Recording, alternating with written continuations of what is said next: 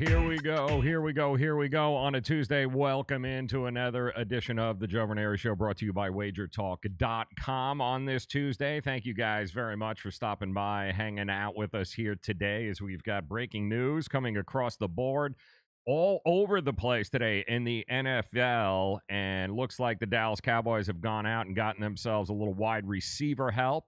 And it looks like we've got a very disgruntled member of the secondary in the Arizona Cardinals organization that we'll tell you about. He definitely wants to get the hell out of Dodge before it's too late. So plenty going on here today on the, what I say, it was Tuesday? Yeah, I'm sorry. It's Monday. Welcome in. Happy Monday as we try and figure out what it was that happened over the weekend. Vegas got their asses handed to them, that being the bookmakers. Yeah, a lot of favorites yesterday ended up taking home an awful lot of money. So Be very wary this week of the lines because bookmakers are going to try and make their money back. I can promise you this week, setting us all up for failure. But it was at times, a very good, at times, a very bad, and most of the times, a very ugly weekend in the NFL. We'll talk about that coming up.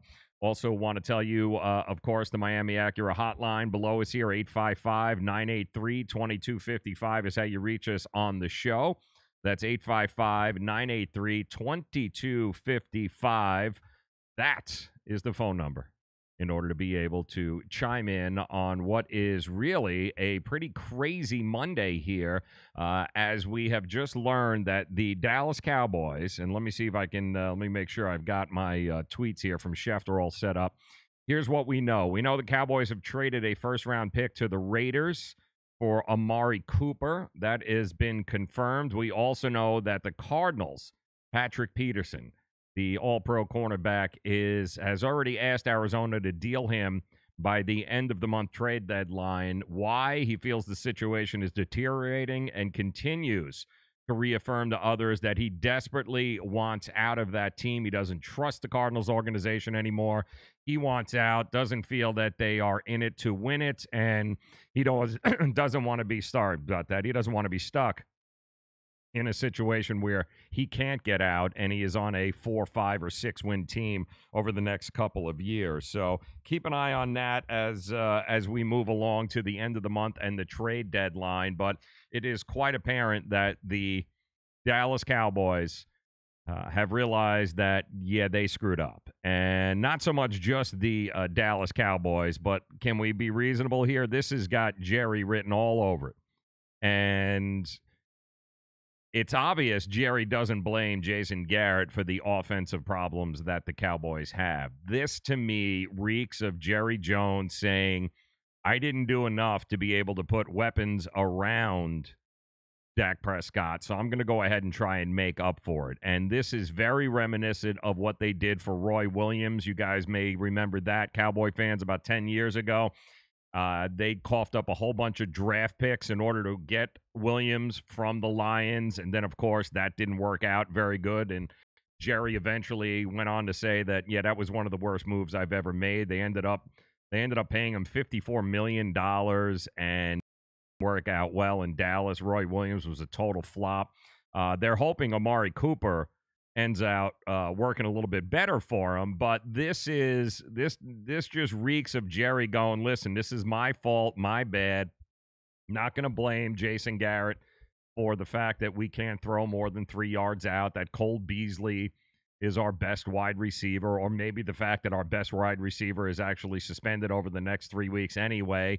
They can't push the ball downfield. They're now in a position at 3-4 with that loss to the Redskins yesterday. They're not out of it, but they also happen to be they're desperate now. They needed to do something. And if it wasn't bringing Dez back, what were they going to do?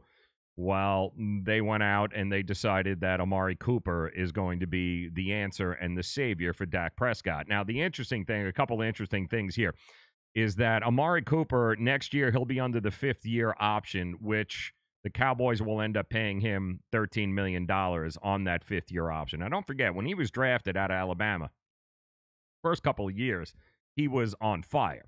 The last couple of years have been absolutely abysmal for him. But the first couple of years were really, really good in Oakland. And then he got hurt a little bit last year. And then this year, he's already in the concussion protocol once this year. It hasn't been good. He's kind of been all over the map. It's quite apparent that Gruden is just dismantling everything in Oakland right now. But he's got that 5th-year option, which means at some point between now and the end of next year, he's going to be looking to get paid. He's going to be looking for that long-term contract. And by the Dallas Cowboys giving up a first-round draft pick, a first-round draft pick, all right, Reggie McKenzie, general manager of the Raiders, he's been shopping Amari for the last couple of weeks from what we understand. And at most, he was offered maybe a second-round pick, but he kept turning that down. Reggie McKenzie held on to that asking price of a first-round draft pick, and he got Jerry Jones all over it. He ended up getting one. And keep this in mind now for those Raider fans who are pulling their hair out right now, trying to figure out what's going on. John Gruden, if in fact he was given 10 years and $100 million, he wasn't given that to win now. He was given that to win in 3 years, 4 years, 5 years, when the team eventually makes the move to Vegas. They're 2 years away from being in Vegas and being set up there. And everything that this franchise is doing from this point on will be about setting this team up and this franchise for the future and for Las Vegas. They don't give a rip about winning now. They don't care about winning next year. The Oakland Raiders are all about making sure that when moving trucks show up, which could be sooner rather than later. Sorry, as I throw up a lung here. They want to make sure when they get off the buses in Vegas that this team is ready to compete, and that's what's going on. That is now over the next 2 years with this number one draft pick. They weren't able to keep Khalil Mack, but they didn't have to pay for Khalil Mack, okay? So right there, they don't have $100 and some odd million all tied up in a defensive lineman. They're not going to have to pay Amari Cooper. But the haul that they got back, keep this in mind. The Oakland Raiders have 5 number one draft picks over the next 2 years. They control the draft over the next 2 years. And I don't think they're done yet. I think they've got a few more up their sleeve. They're going to be awful. They're going to get another high draft pick. Your guys are looking 5 number one draft picks over the next 2 years. Sets this team up for Las Vegas to be one of the youngest. And if they play their cards right, they are going to be in a perfect position to be able to compete in the AFC West and go up against Patrick Mahomes and those Kansas City Chiefs, which don't look like they're going anywhere anytime soon. But Raider fans, the only thing I can tell you is prepare to suck, because you're going to suck over the next couple of years, whether you like it or you don't. But at least what I'm seeing is there's a method behind the madness. They're not just choosing to be cheap bastards and not pay people. The return that they have gotten on Khalil Mack and Amari Cooper, a number one pick for Amari Cooper, a first rounder. Are you kidding me? I mean, unheard of. Nobody in their right mind would have thought today that somebody would have given up a first round draft pick for the services of Amari Cooper, who, again, has only got 1 year left, 50-year option, and then he's going to want to get paid. So not necessarily a lot of people clamoring for that kind of production from a wide receiver who's going to end up asking for a boatload of money in the very near future. But you got Jerry Jones. Thank goodness for Jerry Jones and the Dallas Cowboys, because of the bullshit moves that they made over last season, and they didn't set themselves up to compete very well in the NFC East. There's your buyer. So congratulations, Reggie McKenzie, John Gruden, the Oakland Raiders organization. You guys got rid of, yes, Khalil Mack, fantastic. But has anybody even talked about Khalil Mack over the last couple of weeks? I mean, it's been 3 weeks now since anybody where Khalil Mack's even played a role.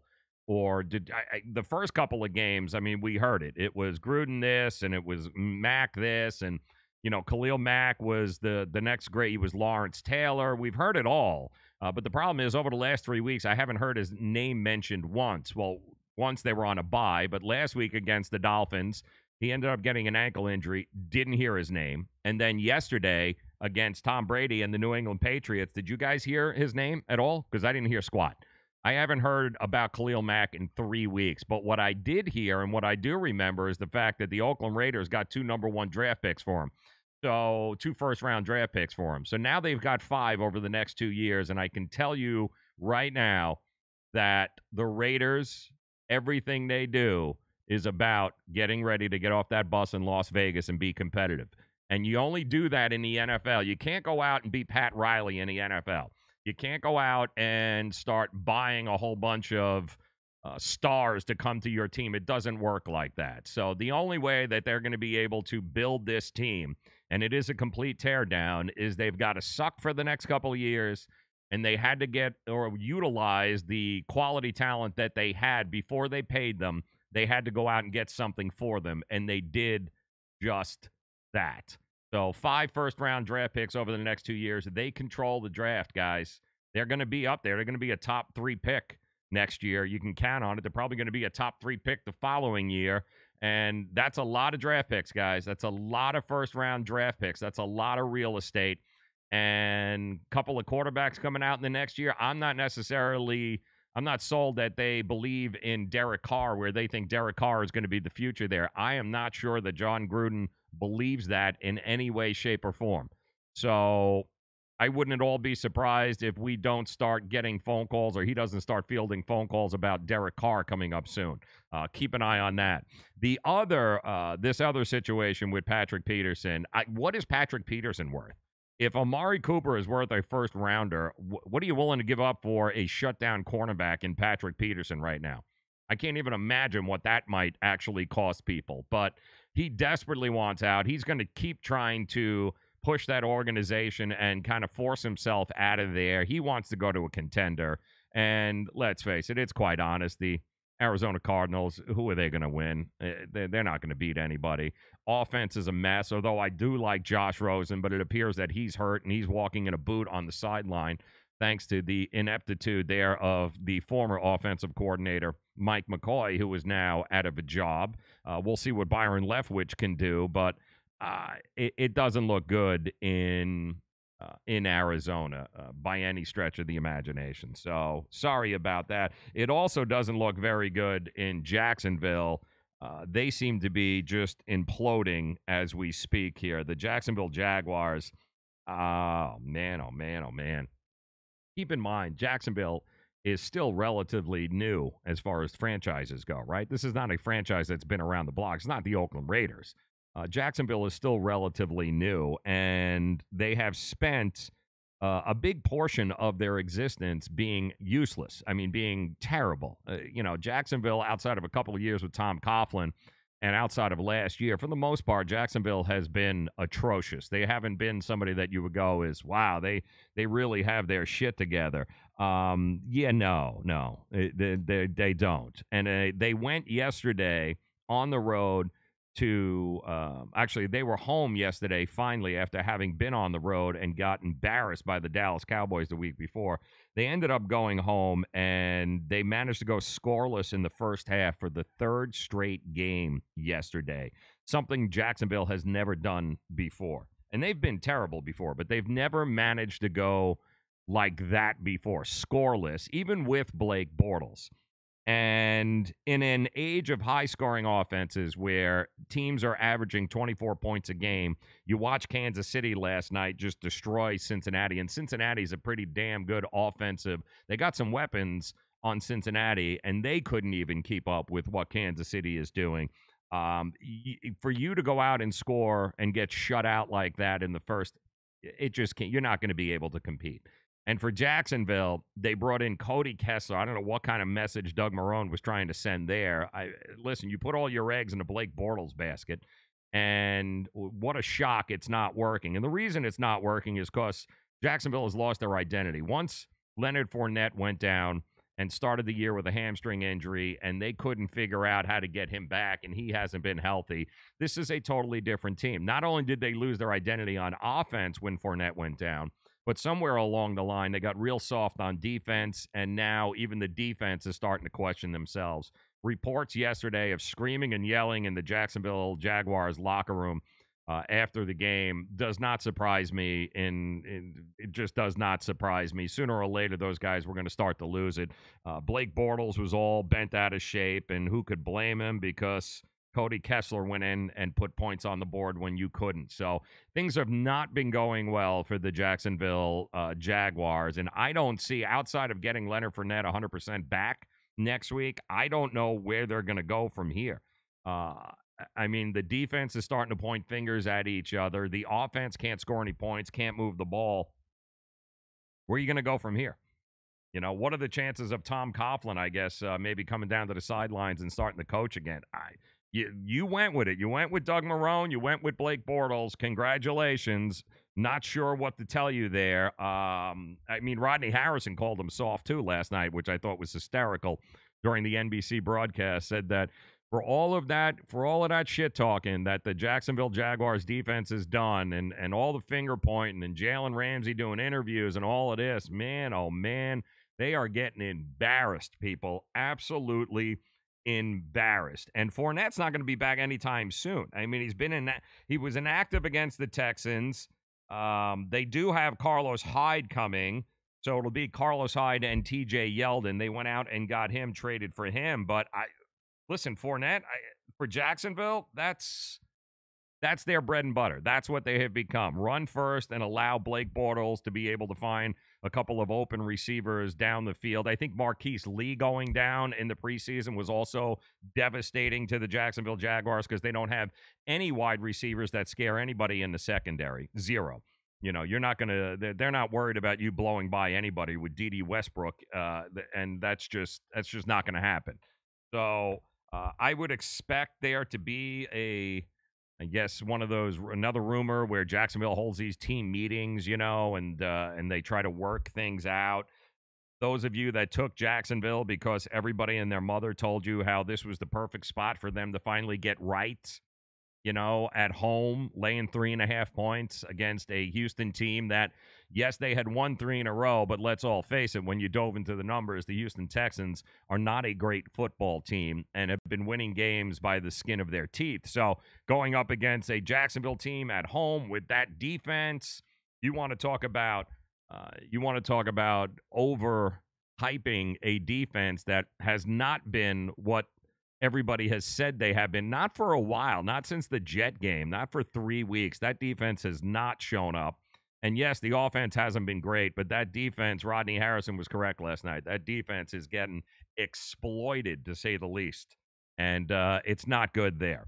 And maybe the biggest winner of them all yesterday, I thought, were the Pittsburgh Steelers. They were the only ones who were able to actually sit home, not play a game, and yet manage to somehow end up in first place yesterday, which is priceless because you had Baltimore lost, Cleveland lost, Cincinnati lost.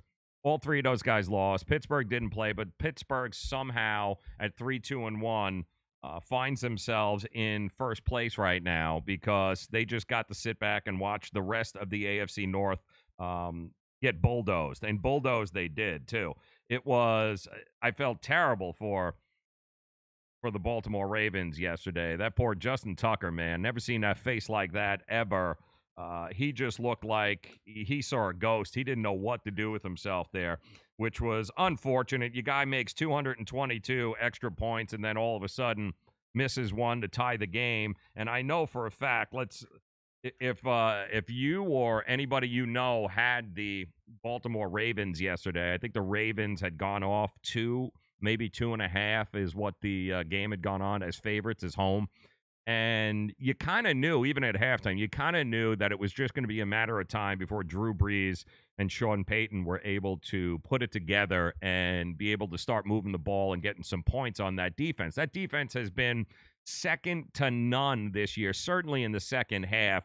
They've only managed, 2 touchdowns, I think, that defense. They have been just shut down. The problem is, when you looked into it, they haven't played anybody.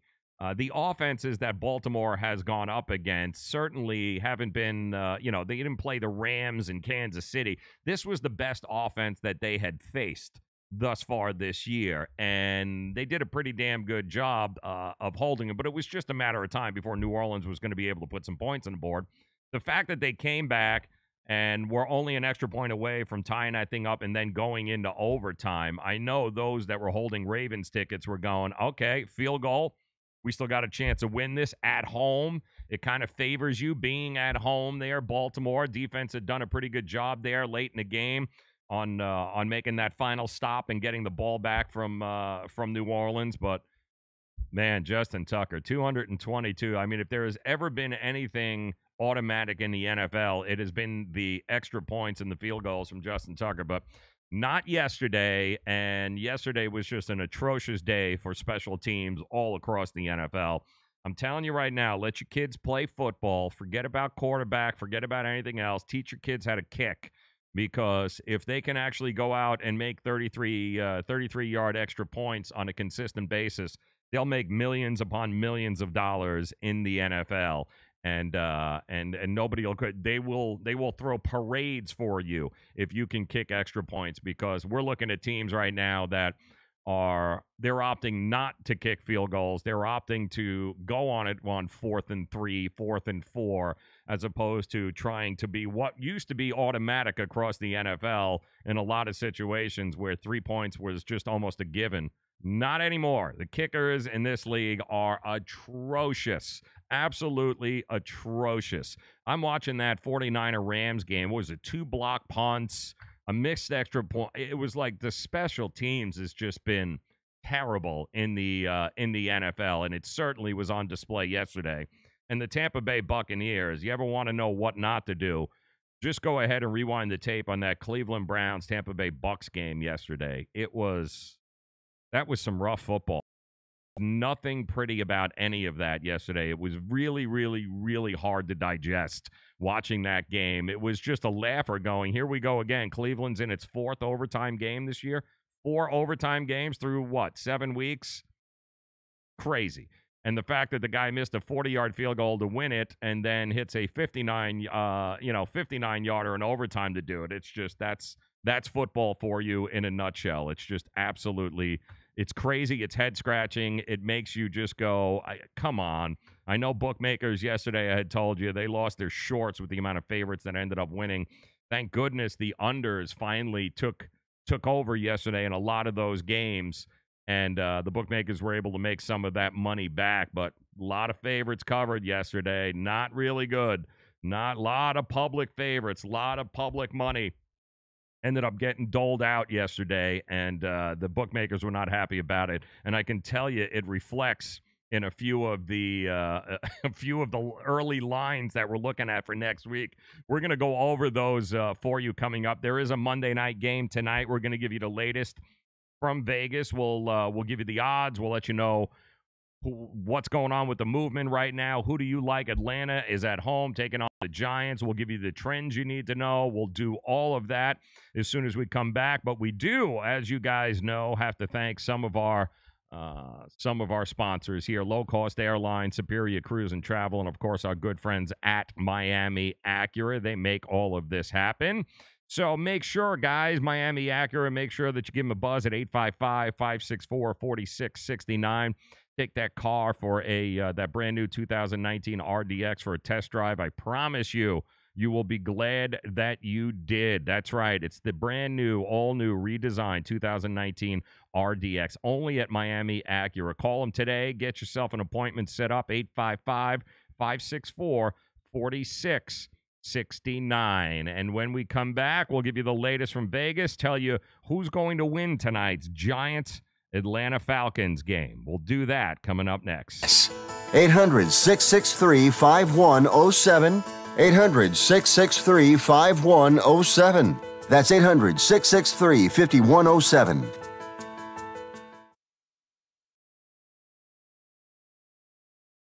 Prices on your airline tickets. Book a flight today to London, Paris, Madrid, or anywhere else you want to go. And pay a lot less guaranteed. Call the International Travel Department right now at Low Cost Airlines. 800-761-1427. 800-761-1427. That's 800-761-1427. Hi, my name is Lily. My mom and dad used to fight about money all the time. Then one day, I heard them talking about this guy, some uncle I never knew, called Sam. Well, they say this Uncle Sam guy wanted them to pay him like $1 gazillion, and they didn't have $1 gazillion.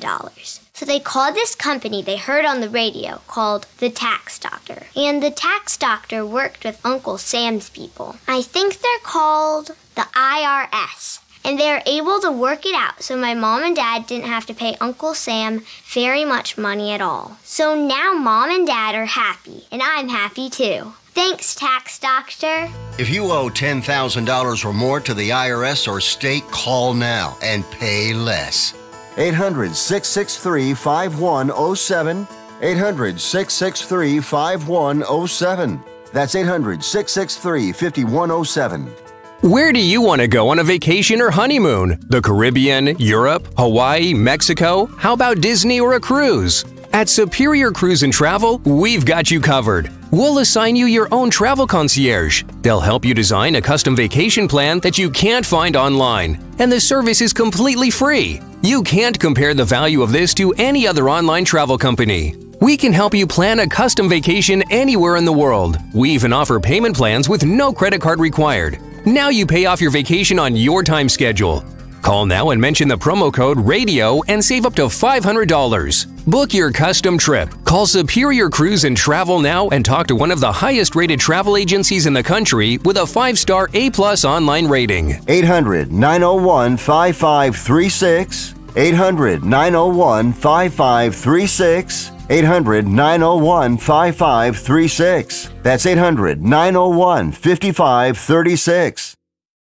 Welcome back in, guys. Happy Monday once again to you. It's the Joe Raineri Show, brought to you by WagerTalk.com. There is no better place for you to go to get all the free information you need to make those intelligent wagering decisions. That's right. Knowledge is power. We tell you about that all the time. The more knowledge you have, the more power you have to make actually the smart decisions when it comes to wagering. And there is no better information available to you than at wagertalk.com. Not to mention, you've got over a dozen of the best, the brightest, the greatest professional sports handicappers in the world are at your fingertips, available to you at wagertalk.com. Make sure that you guys head over there today. That's wagertalk.com. I see Big Bear joining us via the chat room here today. Yo, Vari, I know you're Oakland Raiders. Vari is, for you guys that are just joining us, Vari is a diehard Oakland Raiders fan. He hangs out with us. It doesn't make a difference what we're talking. He'll be over when it comes to Raider talk. And I know he's got to be a little bit excited about the Oakland Raiders getting rid of not only Khalil Mack and getting back a couple of first-rounders there, but now they've managed to get rid of Amari Cooper and also get yourself back another first-rounder. And what is this? Oh, look at that. Con Dracula is joining us over here. Yes, we definitely want to hear a joke. Go ahead. This should be fun. Let's see how this goes over here. Let's hear it, man. Joining us via Twitch, by the way. So I love the way you spell, man. I love that, Con Dracula 77. That's actually impressive. Go ahead. Let's hear it. Come on, man. We're all waiting. You got all our attention here now in the Twitch chat room. Come on, Twitch. By the way, those of you just joining us, Periscope, Facebook, YouTube, Twitch, you name it, you've got us here at Joe Raineri Show. You guys know where it is. Want to welcome them in. Vari, I am happy for your Oakland Raiders, although it is a little depressing right now for those of you that are just joining us and you haven't heard. The Oakland Raiders have, in fact, gone ahead and traded Amari Cooper to the Dallas Cowboys for Amari Cooper. And count them. 1, 2, 3. That is 5. When I tell you 5 first-round draft picks now over the next 2 years for the Oakland Raiders. They are going to be in the position of all positions for this upcoming draft. They are going to own it with 5 first-round draft picks. Gruden and McKenzie, although it may not seem like it's very smart what they're doing right now, it is very, very smart what they're doing right now. They are going to own the draft. They are going to be able to go out and get the kind of help that they want. They are going to go out and build a whole bunch of young guys, young, talented guys. They're going to go out and put exactly the team they want together in order to be able to sell tickets in Las Vegas. And don't forget, they're 2 years away from heading over to Vegas, and really that's all that matters here, guys. They want to impress when they get off the bus in Las Vegas. Once that team moves there, that is all that matters. They can't go in there all locked up with a whole lot of money wrapped up in a wide receiver like Amari Cooper or a defensive lineman like Khalil Mack.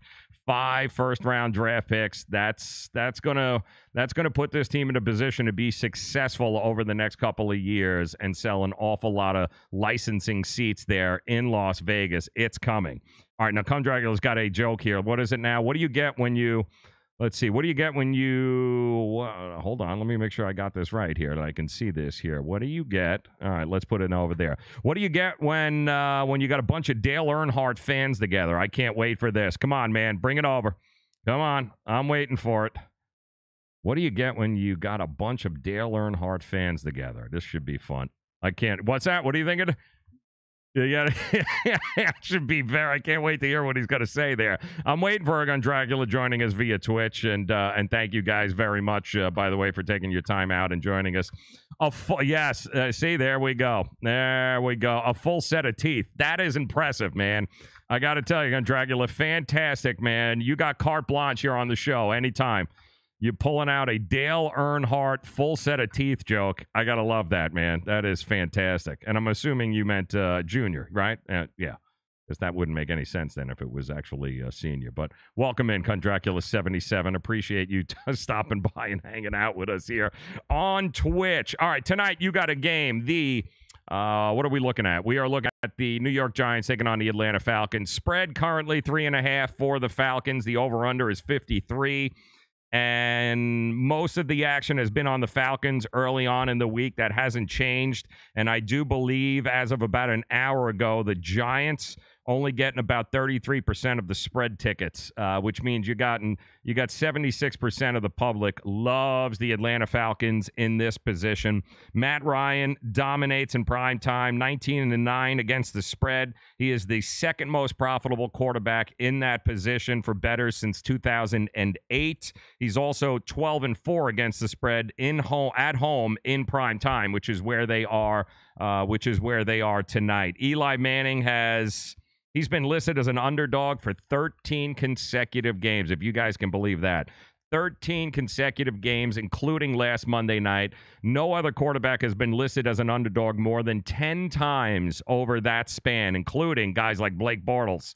But yes, Eli Manning, not very good. Also, a side note, tonight's matchup. Tony Corrente is the head official for tonight's game. Why is that important? The under. 90-68, 57% in games he officiates. The over-under is 53, 90-68, a 57% clip. He is the most profitable referee to the under since 2003.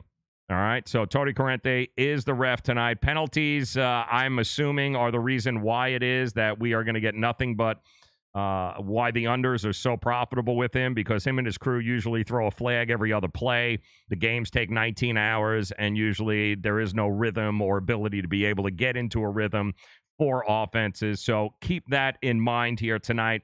The bet to watch, as far as I'm concerned, is the Falcons 3.5. And I know for you contrarians, you have a hard time. I know you do. You guys have a hard time going with the public. You think the money's to be made and the value is on the Giants. And yes, there's definitely some value on the Giants tonight at 3.5. We always key on those numbers, 3 and 7. We talk about that all the time. When you can get 3.5, with the kind of weapons that the Giants have and the lack of defense that Atlanta has, there is some value with the Giants tonight. I just don't see it. The truth is the Falcons' pass defense has been atrocious this year, okay? But 3 of the 4 losses that Atlanta has only been by 1 score. They've only lost by 1 score. It's not like they're getting blown out. They've also scored at least 36 points in 2 of those losses. So I think Atlanta certainly has the weapons in order to be able to make it 2 wins at home in a row. The Giants' defense is equally terrible as far as that goes, certainly against the pass. I don't think they're nearly as good as Atlanta is on offense. I think Atlanta can go up and throw 40 points with the best of them. I'm not sure Eli Manning's arm has got 40 points in it. And here's another interesting measuring tool that we use when we combine teams that usually suck as bad as these two do, and neither one of them are very good right now. And it's kind of a shame because the Falcons have, with Julio Jones and Calvin Ridley and Coleman, the weapons that they have, Hooper at tight end, the weapons they have, they should be better than they are, but they haven't been able to overcome the injuries on the defensive side of the ball, which is what Atlanta's problem is. But one of the tools that we use and we look at when you have teams who aren't very good and you're trying to figure out who sucks less, the Falcons lost to the Eagles by 6 points. The Giants lost to the Eagles by 21 points. The Falcons beat the Panthers by 7. The Giants lost by 2. So the Falcons lost to the Saints by 6, and the Giants lost by 15. There is a 33-point differential in favor of the Falcons against common opponents with the Giants. So sometimes the best way to decipher who sucks less is to look at those common opponents and go, all right, well, how did they fare and how did the Giants fare? And when you look at it, there is no comparison. The Falcons against similar opponents, 33-point differential. The Falcons have way better offense. Yes, their defense sucks, but so does the Giants.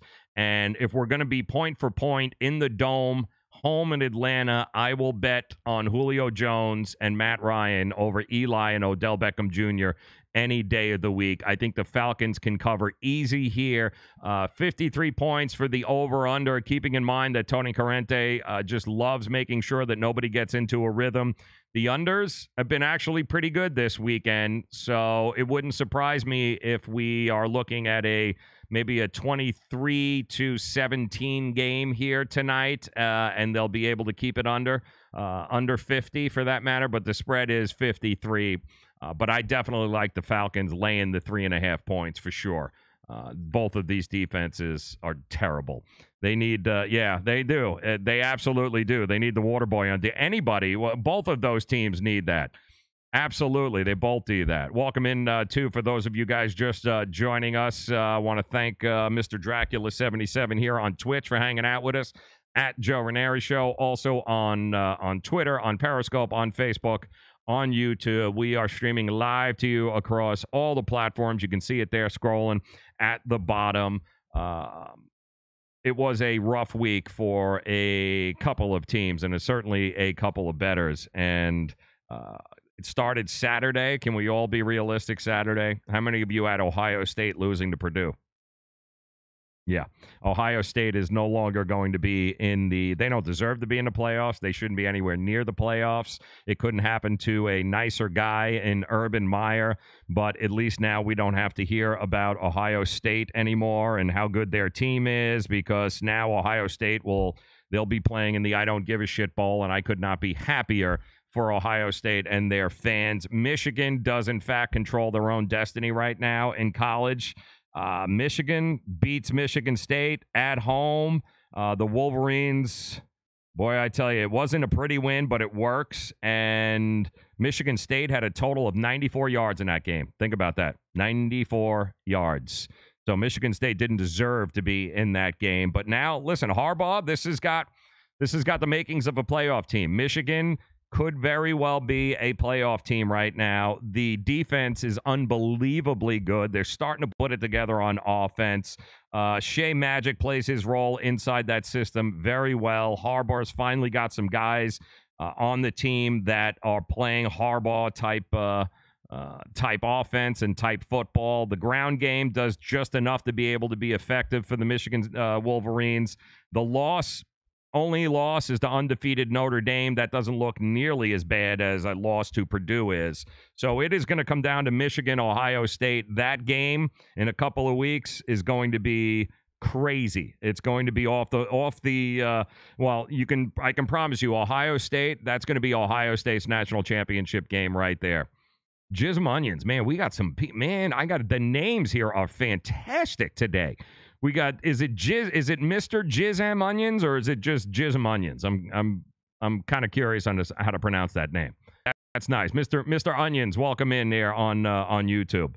But that's going to be Ohio State's national championship game. Playing Michigan, having the opportunity to bounce Michigan out of the playoff picture would make their season. And let's face it, Harbaugh hasn't done very good against Urban Meyer since he's gotten back to Michigan. That's going to be one hell of a game. But really, it's Alabama, Clemson, and everybody else. I mean, Alabama has a quarterback can't make it into the fourth quarter because they're bringing teams out beyond 13-1, I believe. What was the statistic? There was some ridiculous statistic going around about playing Alabama in the first half versus the second half. If you played Alabama all year long over the number in the first half, Alabama has covered the over every first half this year. They have also not covered one over in the second half. So if you bet with Alabama in the first half, then you have won a lot of money this year. And if you have gone against them in the second half, Yeah, you've also won a lot of money. And the reason is Alabama wants to put their, they want to step on your throat. They want to crush you in the first half. And then they put in all the reserves and the underclassmen in the second half. And they kind of coast to victory. And they don't threaten hurting anybody or anything along those lines. But from a betting standpoint, you've made a lot of money this year if you've taken Alabama and the over in the first half and bet against them, taking the under in the second. They don't cover in the second half, but you bet your ass they cover in the first half. They've been able to make a ton of bettors money this year just playing halves, just playing the halves of football. So crazy stuff there. Mr. Onions, yes, good to see you there, Mr. Onions, on YouTube Live there. Phone number 855-983-2255. That is how you reach us. But in the college game, that's what we're looking at. Clemson, I don't know who do you get out of the Pac-12. Washington State? Is that what we're looking at? I mean, I'd love to see Mike Leach in a playoff because nobody holds interviews like Mike Leach does.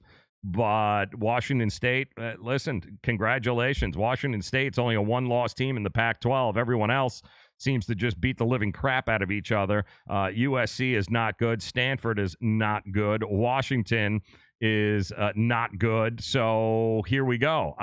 We're back to that situation now where how many are we going to have? 2 SEC teams? Are we looking at LSU and Alabama again in a playoff? Or who's good enough to come out of the ACC besides Clemson? Where the hell else are you getting? So you got to hope that Michigan ends up beating Ohio State and they lock up the Big Ten picture and we can get a team from the Big Ten in the playoff. Because otherwise, if Ohio State beats Michigan, then Ohio State's back in the, whether we like it or we don't like it, Ohio State's going to be back in the playoff picture and in the conversation, because outside of Mike Leach and Washington State in the Pac-12, I mean, Oklahoma, but even Oklahoma finally figured out that they can play defense, beating up on TCU over the weekend. But Texas, can Texas really hang with Clemson and Alabama? I don't know. I don't know the Tom Herman's team in Texas after that awful first game loss against Maryland. I'm not sure that they have the horses to be able to compete with Clemson and the likes of Alabama or even in the Big Ten. But we are definitely going to find that out. Who else? Now who we got in the chat room here? Yes, Mr. Dracula. Did you see Mr. Onions? Do you like blueberry sloppy? Oh boy, looks we got a Nigerian in here somewhere.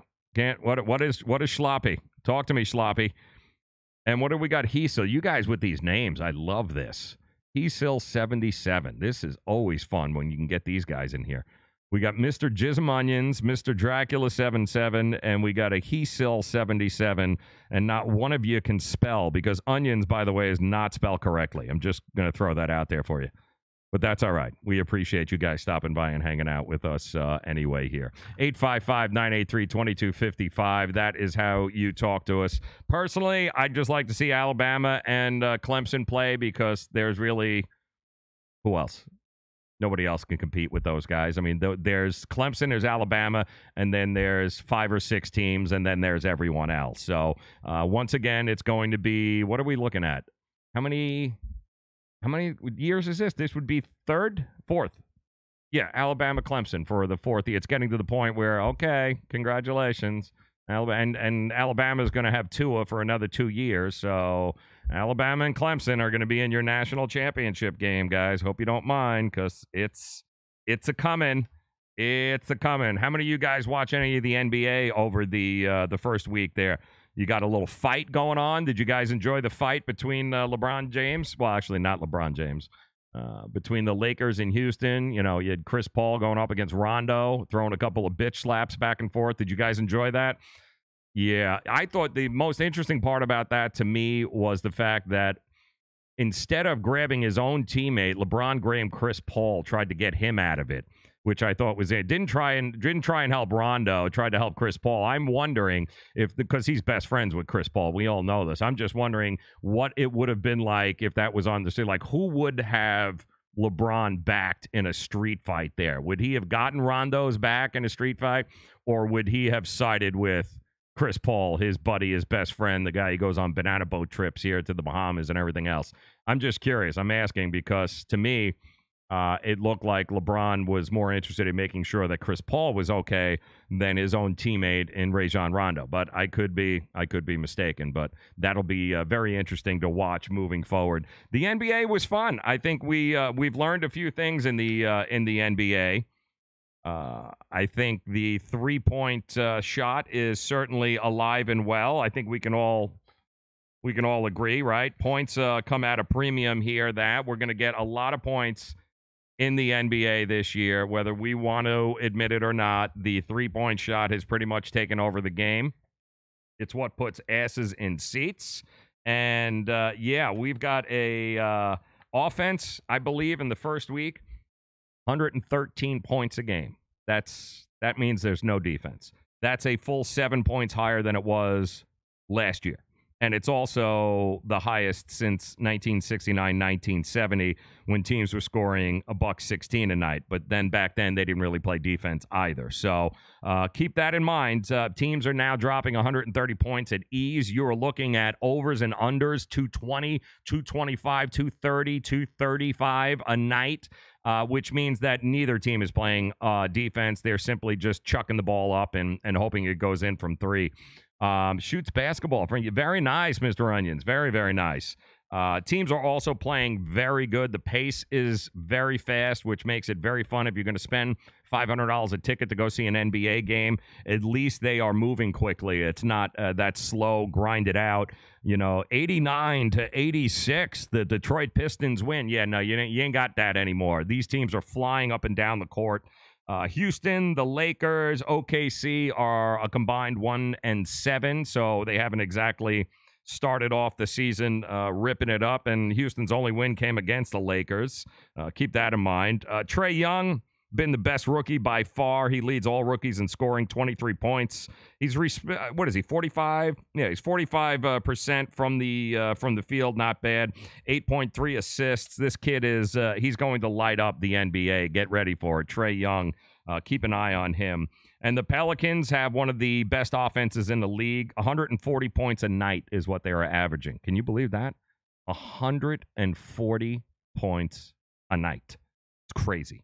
Yes, crazy, crazy, crazy. In the East, the Miami Heat, my poor Miami Heat, are exactly what we thought they would be, a lower tier, bottom feeding 6, 7, or 8 seed in the East. Not very impressive, but we got a long way to go. They got to figure it out. They got to get healthier, but they seem very one-dimensional right now. But the East is the East. There's going to be Boston, Toronto, and maybe Philadelphia, and then there's going to be everyone else. Maybe Milwaukee can shock people, but the Miami Heat, unfortunately, not good. The only undefeated teams in the East right now, Toronto and Detroit. I wouldn't say Toronto's a surprise there. Maybe Detroit is a little bit, but certainly not. I wouldn't expect the Pistons to continue to start their undefeated season there. They're off to a good start. Congratulations. They were off to a good start last year, and look what happened to them. But the Knicks, Brooklyn, Phoenix, Sacramento, Atlanta, Cleveland, Chicago, Orlando, all suck so far throughout the season, but have been a lot of fun to watch.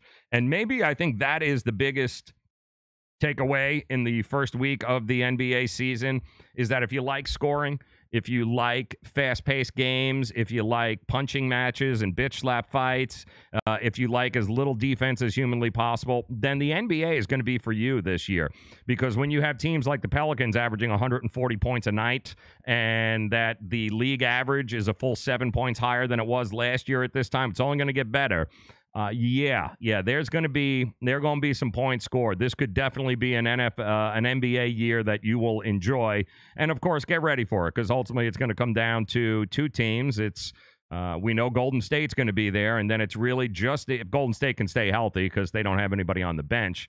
But outside of that, the real question is who's coming out of the East. Is it going to be Boston? Is it going to be Toronto? Is it going to be Philadelphia?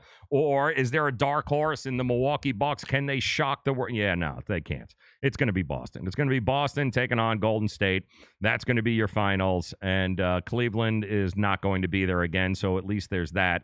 But we at least have one more year of the Golden State Warriors and Steph Curry and KD and what's it, Shrek? What's his name? Yeah, Draymond Green. That's him. Yeah, Draymond Green. So there's always that, guys. The NBA is in full swing. The NHL is about 7 or 8 games in there. The two teams that are fun to watch there is check out all the youth on the Edmonton Oilers with Connor McDavid and crew, and make sure you check out the Toronto Maple Leafs because they seem like they are only going to lose 8 games all year long. And that about does it. Tonight, baseball too, right? Oh, when's the World Series start? Tomorrow? Tomorrow starts? Yeah, tomorrow. Tonight we got the NFL Falcons 3.5 tonight. Make sure you lay it. And if you're just joining us, if you missed it, it's the numbers do not lie, people. 3.5, and he has been one of the most profitable quarterbacks prime time in the history of the game. Matt Ryan, that's the quarterback for the Atlanta Falcons, for those of you who don't know. Including Mr. Blumpkin over here, Mr. Onions over there on the on YouTube. 12-4 against the spread at home in prime time. He's also covered the last 5 when he's had this situation on this stage. And the Giants 1-5 straight up, 2-4 against the spread this year. They are getting 33% of the spread bets right now, which means the public and everyone else loves the Atlanta Falcons as well. They should. And Tony Corrente, once again, head official tonight. Tony Corrente is the most profitable referee to bet the under on in all of the NFL since 2003. Just throwing it out there because he's going to be throwing that flag all night long. Take the under 53 and take the 3.5 points, lay it, and then cash the ticket, and we'll come back tomorrow and we'll talk all about it. For those of you on social media that are joining us, Mr. Blumpkin there, Mr. Onions, and where was my other good friend there? Mr. Dracula, want to appreciate you guys. Jeremy, always a good time seeing you. Vari, always a pleasure seeing you, brother. Again, if you're just joining us here, the big news today, Cowboys trade first-round pick to the Raiders, and they get Amari Cooper. So Amari Cooper will be catching passes, or at least trying to catch passes, from Dak Prescott moving forward.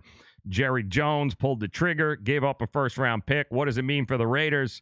It means the Raiders now have 5 first-round draft picks over the next 2 years. That is how you rebuild a franchise, folks. You can't do it by going out getting free agents. The only way you can do it is by the draft. And when you have 5 first-round draft picks over the next couple of years, you give yourself a lot of opportunities to be able to build a team heading into Las Vegas. So that about does it for us here today. I want to thank you guys very much for stopping by, hanging out with us. Don't forget, head over to wagertalk.com. Check out what they see. All sorts of free picks, free information there. Knowledge is power. See what they say about the game tonight. The Atlanta Falcons taking on the New York Giants. Not to mention World Series, Dodgers, Red Sox, who you got.